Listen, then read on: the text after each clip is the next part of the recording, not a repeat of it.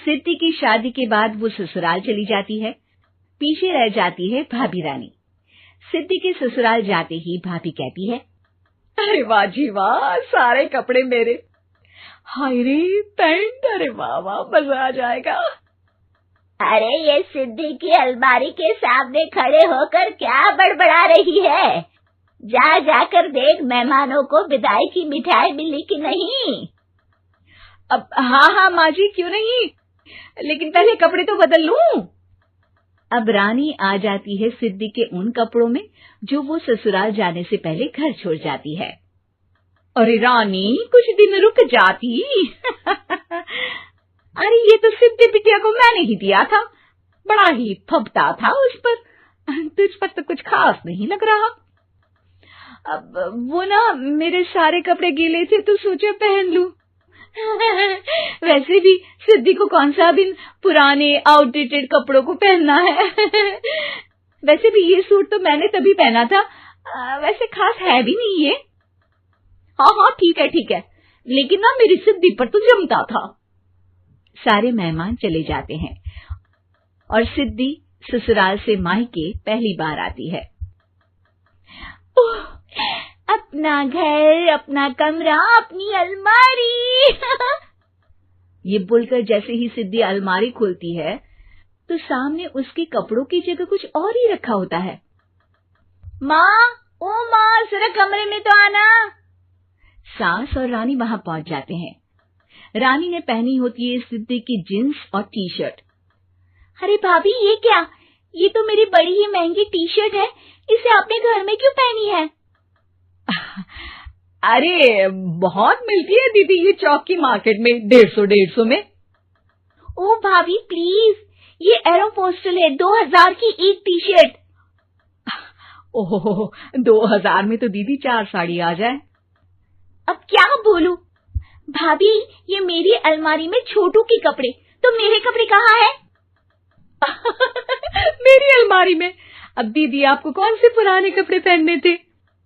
माना भाभी, लेकिन मैं जब घर आती तो यही सब पहनती ना। अरे तुम तो बड़ी कंजूस हो दीदी। खैर, वक्त आता है जब सिद्धि ससुराल के लिए रवाना हो रही होती है।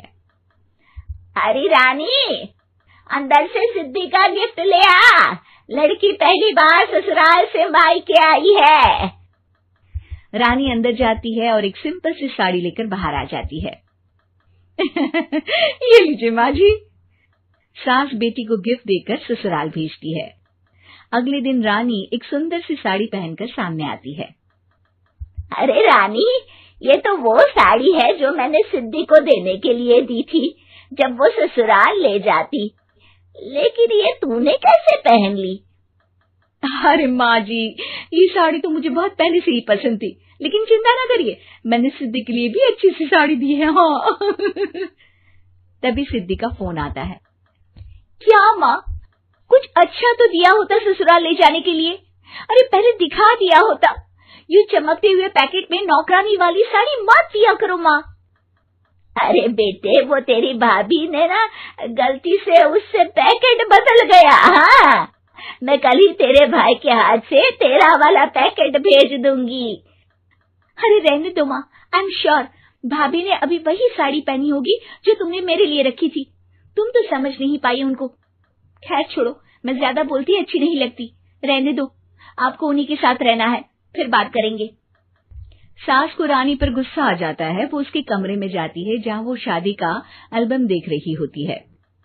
रानी, मार्केट जाकर एक ऐसी ही साड़ी लेकर आ, कल प्रतीक जाकर सिद्धि के घर दे आएगा। अरे क्यों माँ जी, कितनी साड़ी देनी है दीदी को? यहाँ कोई सेल लगी है क्या? अरे चुप कर, मेरे बेटी के हिस्से की साड़ी खुद पहन ली, अब ज्यादा ज्ञान बांट रही है। एक दिन सिद्धि का फोन आता है। माँ, मेरी सास ने आप सबको खाने पर बुलाया है। सारे लोग सिद्धि के ससुराल पहुँचते हैं। खाना खाकर वो लोग निकल रहे होते हैं कि सिद्धि की सास सभी को गिफ्ट देती है। अरे बहन जी, बेटी के घर का खाना खा लिया, यही बहुत है जो आप ऊपर से गिफ्ट भी दे रही है। अरे बहन जी, आप भी कहाँ इन बातों पर विश्वास कर रही हैं। सास सभी को गिफ्ट देती है, लेकिन रानी को जो साड़ी देती है वो अजीब सी हरे रंग की लाल रंग के बड़ी छाप वाली होती है। अरे छी, ये कौन पहनेगा? सासू माँ को तो जरी वाली इतनी सुंदर, और मेरे लिए ये नौकरानी वाली। अरे भाभी, दरअसल मैं जब भी घर आती थी आप वापसी में ऐसी ही साड़ी देती थी ना, तो माँ ने सोचा कि आपको आपकी पसंद की ही साड़ी क्यों ना दी जाए। बेचारी रानी, बोलती भी तो क्या।